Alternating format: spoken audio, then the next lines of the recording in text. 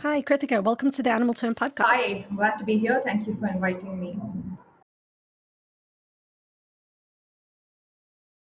Because you have across the world this fairly entrenched concept. Even though on the one hand, countries, societies across the world have free living dogs, on the other hand, you have the increasing pervasiveness of the idea that dogs have good lives only if they are in human homes, if they are in human property of some kind or the other, if they are under some kind of human care, which is something that paper unpacks and and showing that like if you're a dog in the UK, you have very few possibilities for life because if you're not under some kind of human ownership, you have to be dead. Whereas in many other societies, including India, there are multiple possibilities of life for a dog.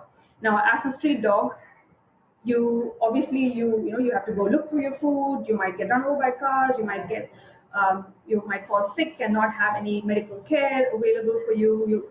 People might throw stones at you. Occasionally you might get rounded up and killed. But on the other hand, you also enjoy a great deal of freedoms that pet dogs don't have. So for one example, you can pee and poop whenever you want, and you're not dependent on somebody coming to let you out. And even if the most conscientious person, I'm sure is not going to be taking their dog out every half an hour. Uh, Yeah.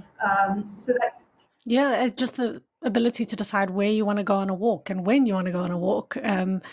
Yeah, it's a very different way to be, I guess.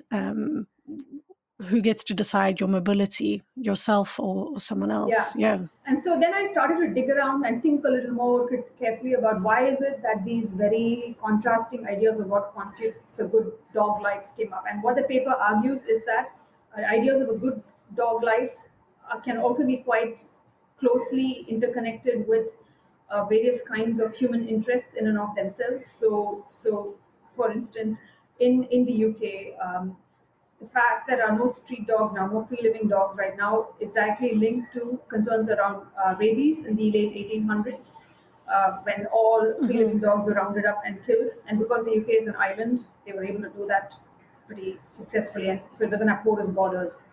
Um, Yeah. and that's why you don't have free living dogs now. Even now, any dog that doesn't have an owner is subject to potential death, even though it's called euthanasia. To what extent it meets the criteria for euthanasia is up for is debate.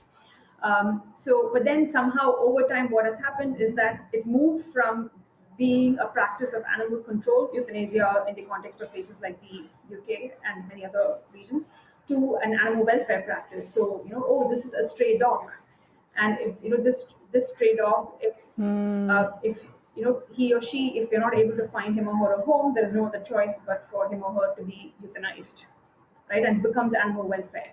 Another example is that of So, yeah, so if they can't, so in essence, you either are in a home, uh, which is viewed as being good for you. You're a dog and you're in a home and you'll be well cared for.